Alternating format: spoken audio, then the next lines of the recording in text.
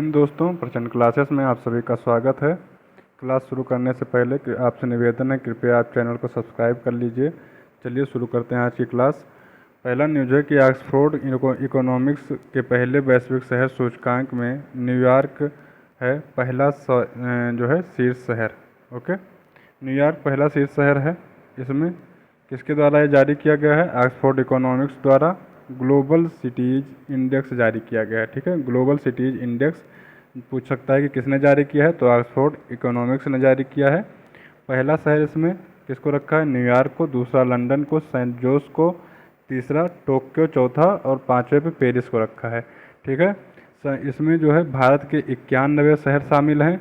Total इसमें 1000 शहरों को शामिल किया गया है। ठीक है, 1000 शहरों को 163 देशों से शामिल किया गया है, 1000 प्रमुख शहरों को।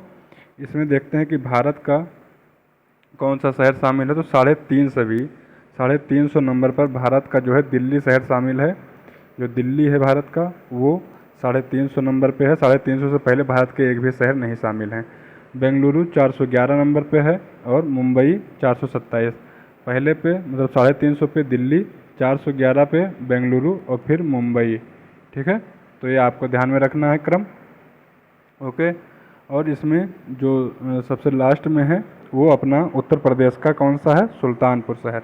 ठीक है, उत्तर प्रदेश का सुल्तानपुर शहर सबसे लास्ट में रैंकिंग में रखा गया है। चलिए, तिरुवनंतपुरम अंतर्राष्ट्रीय हवाई अड्डा जीरो वेस्ट टू लैंडफिल सम्मान प्राप्त करने वाला बना भारत का पहला हवाई अड्डा। ठीक है, कौन सा? चलिए इसका विश्लेषण देखते हैं। तिरुवनंतपुरम जो अंतर्राष्ट्रीय हवाई अड्डा है, इसको कौन सा अंतर्राष्ट्रीय हवाई अड्डा घोषित किया गया है? Zero waste to landfill award इसको मिला है। ठीक है, प्रतिष्ठित मान्यता प्राप्त किया है। ठीक है, ये भारत का पहला हवाई अड्डा है जिसको zero waste to landfill award मिला है या मान्यता प्राप्त किया है। ठीक है, और इसमें कुछ नहीं, केवल आप नाम याद कर लीजिए। तिरुवनंतपुरम अंतर्राष्ट्रीय हवाई अड्डा को मिला है जीरो वेस्ट टू लैंडफिल सम्मान। ठीक है, अगला है कि वैज्ञानिक श्रीनिवास कुलकर्णी को खगोल विज्ञान के प्रतिष्ठित सा पुरस्कार, क्या नाम है? सा पुरस्कार, ठीक है, से सम्मानित किया जाएगा। कौन? श्रीनिवास आर कुलकर्णी। ठीक है, श्रीनिवास आर कुलकर्णी, ये आपके जो ऋषि सुनक भाई साहब हैं, ब्रिटेन वाले, ब्रिटेन के प्रधानमंत्री, उनकी सासू माँ के भाई साहब हैं। ठीक है, सुधा मूर्ति जी के भाई हैं ये, और ये भारतीय मूल के अमेरिकी वैज्ञानिक हैं। ठीक है, कैलिफोर्निया इंस्टीट्यूट में प्रोफेसर हैं और खगोल विज्ञान के क्षेत्र में इनको 100 पुरस्कार दिया गया है। 100 पुरस्कार 4 क्षेत्रों में दिया जाता है। ठीक है, इसको पूर्व का नोबेल भी कहा जाता है। 100 पुरस्कार को पूर्व का नोबेल भी कहा जाता है। और इन्होंने खोज इसकी की है, तो मिली सेकेंड पल्सर, गामा किरण विस्फोट, सुपरनोवा और अन्य क्षणिक खगोलीय घटनाओं की खोज की है। किसने? कुलकर्णी ने। और इसी खोज के विषय में इनको जो है 100 पुरस्कार का सम्मान दिया गया है। ठीक है, ये सुधा मूर्ति के भाई साहब हैं, अभी मैंने बताया आपको।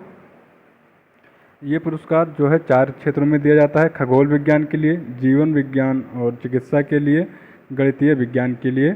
ठीक है, ये तीन पुरस्कार शामिल हैं इसमें। ठीक है, चलिए, और इसमें जो जो पुरस्कार में रुपया मिलता है कितना? 1.2 मिलियन डॉलर। कितना मिलता है? 1.2 मिलियन डॉलर मिलता है। ठीक है, 10 प्राइज़ के लिए है कि ये चालू किसने किया था? तो हांगकांग स्थित फिल्म के टेलीविज़न व्यक्तित्व थे, उनका नाम क्या था? Run run Shaw. Run run Shaw, ये 1907 से 2014 तक थे। 2014 में इनकी डेथ हो गई। उन्हीं के नाम पर ये पुरस्कार दिया जाता है, 100 पुरस्कार।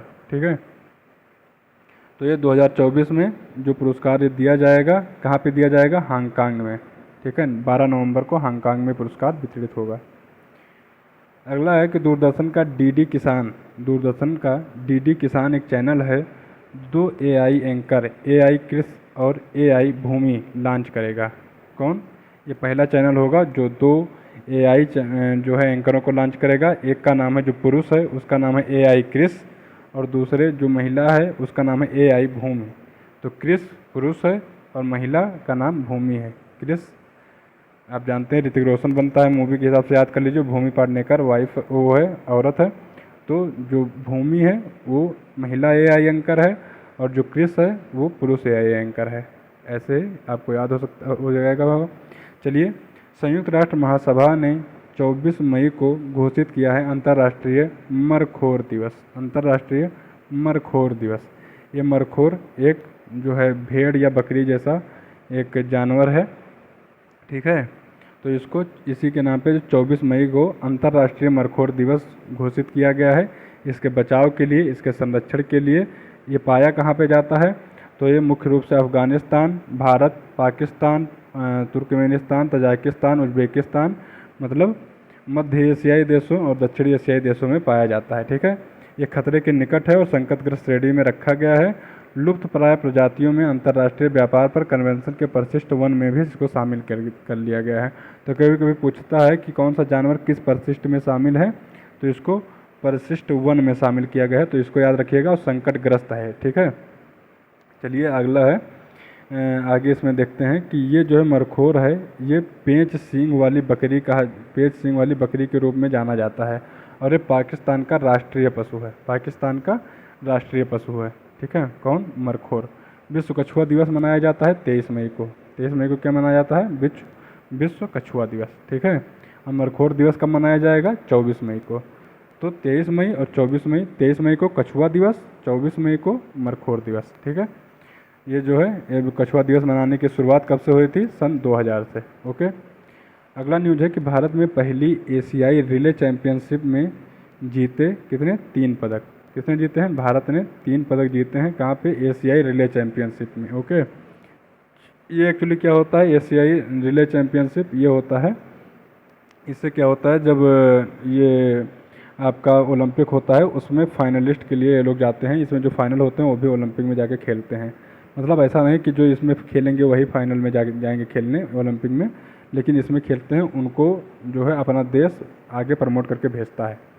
चलिए, पहली एशियाई रिले चैंपियनशिप में जो है 1 स्वर्ण जीता है भारत ने और 2 रजत जीते हैं, ठीक है। 1 स्वर्ण और 2 रजत जीते हैं। 20 और 21 मई 2024 में ये जो है सुफा चलासाई नेशनल स्टेडियम कहाँ पे हुआ है? बैंकॉक, थाईलैंड में, ठीक है। बैंकॉक, थाईलैंड में हुआ है। और ये 26 मई 2024 में शुरू होने वाले एशियाई एथलीटों को 26 मई 2024 में शुरू होने वाले 2024 पेरिस ग्रीष्मकालीन ओलंपिक के लिए अर्हता प्राप्त करने का मौका था इसमें, ठीक है। इसमें 16 एशियाई देशों ने भाग लिया था। चीन ने और जापान ने भी इसमें भाग लिया था, ठीक है। रवि शास्त्री सहित 54 लोगों को 2 साल के लिए ऑस्ट्रेलिया क्रिकेट के बहुसांस्कृतिक राजदूत के रूप में किया गया है नामित। किसको? रवि शास्त्री को नामित किया गया है। 54 लोग और हैं, ठीक है।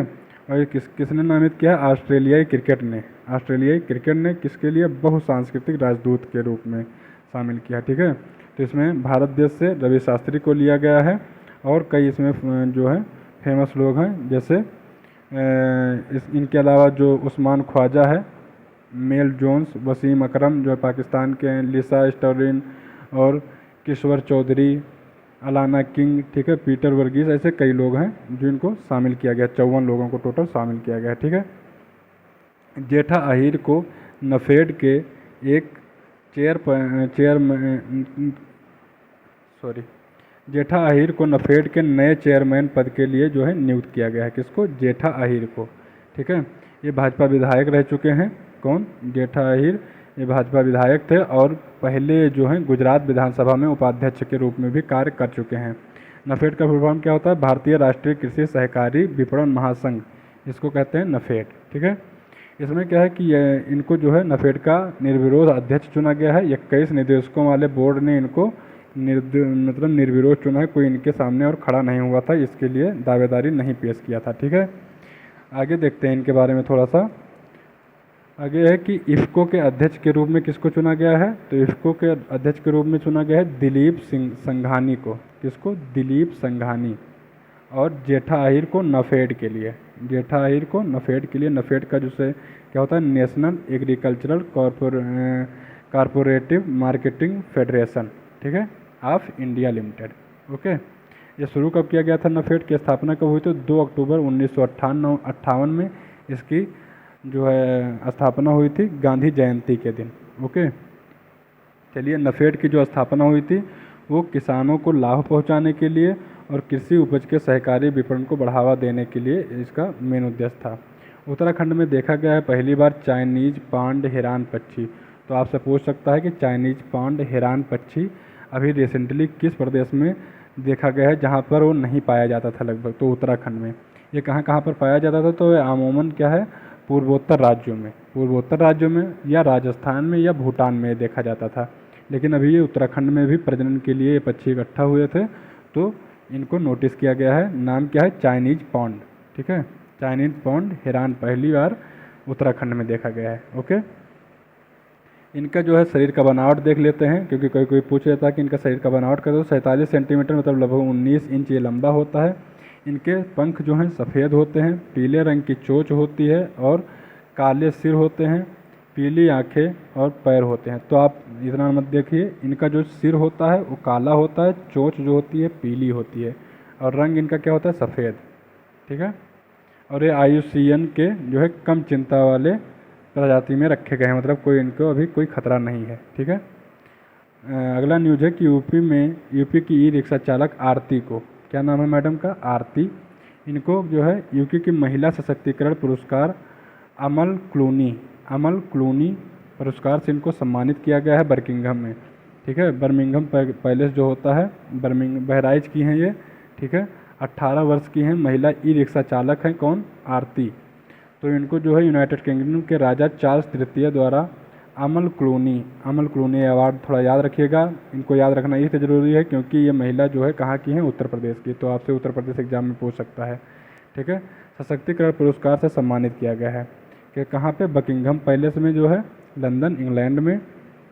आरती बकिंघम पैलेस में कहाँ से किससे गई थी, तो ई-रिक्शा से। देखिए आप इनकी तस्वीर भी देख सकते हैं, ये चार्ल्स तृतीय के साथ में खड़ी हुई हैं अपने ई-रिक्शा से।